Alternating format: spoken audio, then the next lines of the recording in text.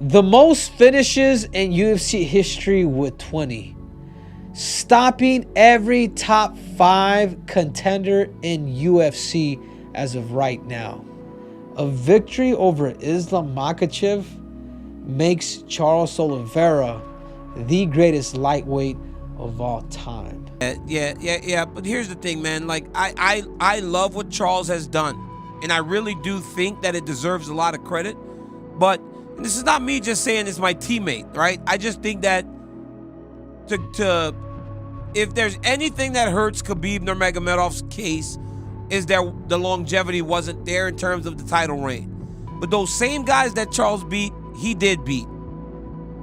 But then, of course, if you're talking about the greatest of all time, going undefeated, having the belt, walking away from it the way he did against the people that he did, I would think, yeah, you still got to have a slight edge to Khabib. But if Charles continues and gets that belt back yet again against the protege of Khabib in Islam, then I think we're talking it could shift. People start comparing him to Khabib. Well, Khabib's never been knocked down. He's never seen his own blood. I'm like, yeah, that's impressive. But if we're talking about like who I'm gonna go want to spend my money to watch, I think that's a no-brainer. I'm gonna go spend my money to watch Charles Oliveira. But I think when you compare the two resumes, one has been fighting so much more and almost has double the amount of fights. That's true. So it's like you risk the biscuit multiple times, way more than this other person.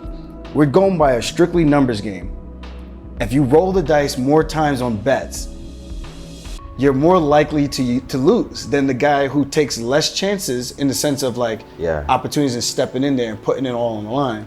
You know, this GOAT conversation, it becomes such a, it's not factual, it becomes very opinionated. Yes. Yeah. Is Khabib the lightweight GOAT? He's got the record. He's 29-0. He's got the unblemished, perfect record.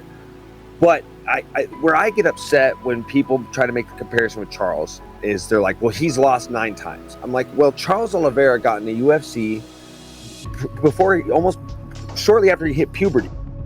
Even in his fights, bro, like even before his fights, before he doing this killer, he was always a killer, bro. He just needed to figure it out, and I think he figured it out, and you know, it's sick, bro. It's exciting to see, bro, especially with him not getting that direct rematch, which I thought was like kind of weird, but you know, at the end of the day, it is what it is, and hey, he can't be denied. That's something that seems to have come over the last, since this new kind of title run, to be honest, because he was not a knockout artist. I think when you look at Charles Oliveira today, this man is capable of knocking anybody out. A great Thai boxer, vicious in the clinch. Of course, we know about the jiu-jitsu. Right. But now this guy, and he knows it, and he believes in it, and you can see that from the way that he fights, the way he walks people down from the opening bell. He truly believes in himself, and he's willing to take those risks, willing to put himself in harm's way to be able to land this shot. And that is what makes me such a fan of this guy. He's so exciting to watch. There's a reason why he's exciting to watch too. Like, obviously, you know, this isn't ever shot in my. I've got a lot of respect for him, but you know, I think a lot of people miss that. They miss the fact that he takes damage. You know, he loses a good portion of these big, exciting fights.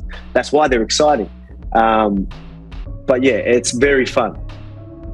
Watch him walk people down every single time he goes in there. He got dropped in the Gaethje fight. He got dropped by Michael Chandler. He got dropped by Dustin Poirier. And he just got dropped and finished. It doesn't affect the way he fights at all, which is insane for the people at home. Like, anytime someone gets dropped or they get buzzed real bad on their feet or they get knocked out, there's a little bit of a gun shyness that comes with that later on down the road, where you don't want that to happen again. You get worried about it. He's like, yeah, I got dropped and finished in my last fight. So you know how I'm gonna start this one? The exact same way. He is hittable. He is a little bit reckless. He's very exciting, but he's got this chaotic flow state of fighting, which has been able to overwhelm, 33 opponents. Because the thing is with Charles Oliveira, he's got so many facets to his game that I feel like he can exemplify any one of them and capitalize on it against a lot of these fighters. Honestly, like a lot of like media try to make like drama. I'm very happy for this guy because he from a very poor life, and he lose a lot of fights in UFC, but he never give up. He can come back. Right now, look at where he is. He beat a lot of tough guys. He finisher. He have a lot of records in UFC. I'm very happy for him. Yep. So I mean, he's fantastic, man. Like I said, he's got the most submissions in the UFC history. I think he's going to continue on for quite a while. He's got, I mean, he's extremely marketable. I said this when he fought Islam, and I'm say it again when he fought Beneil. If your kids are looking for role models, I mean, the two of them, Beneil, Charles, Islam, like those three guys seem to represent Dustin Poirier.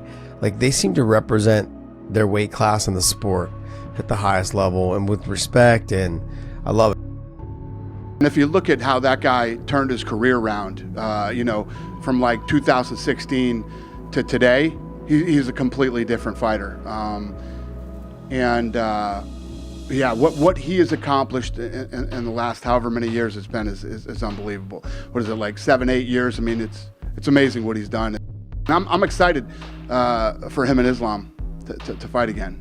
Charles Oliveira is so fucking fun to watch. Dangerous on the feet, dangerous on the ground. There is very, very, very few people in this sport that can do that. Charles versus Islam Makhachev 2 in Abu Dhabi. That's kind of what sounds like Dana's planning.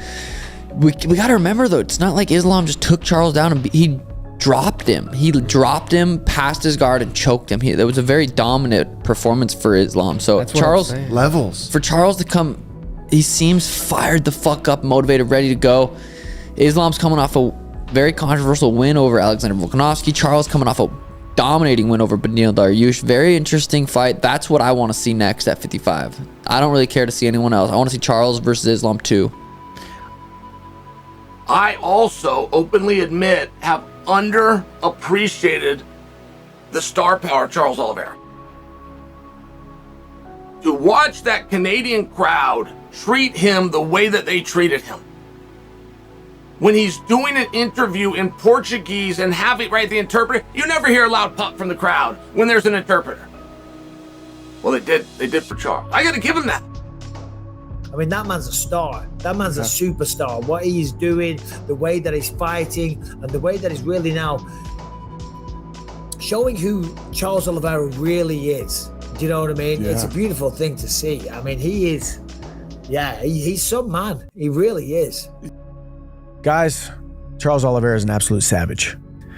Under the brightest lights, the biggest opportunity, the title eliminator to get him back to a title shot. The way that he fought at UFC 289, the dude looks like he is coming back for that title. I think the biggest thing that needs to be said about this performance, this is a title eliminator. This is Charles Oliveira staking his claim that I am one of the best lightweights on the planet.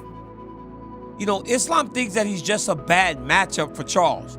He feels like even though Charles goes out there and fights everyone else and beats everyone else, every time that they come together, he feels like he has the style to beat him. But I think he don't want to fight with me because I give him always hard time. What he can do? His grappling not working with me. I'm not scared his grappling. He know I can finish him again. He know I can knock him out. He know because this bad match for him. I've seen a lot of jiu-jitsu in my days. I've rarely seen anyone compete in MMA that closes the show like Oliveira when the fight goes to the ground. His shit is razor sharp. Razor sharp. Oliveira is probably one of the best in the game at wrapping up those submissions mid-fight. And his instincts on when to attack him is phenomenal. He knows when they're on and when they're not, so he won't overly invest into them. And it'd be cool to see Charles beat Islam and then draw Khabib out of retirement for the mega fight. The lightweight supremacy. This settles the score. Who is the best of all time?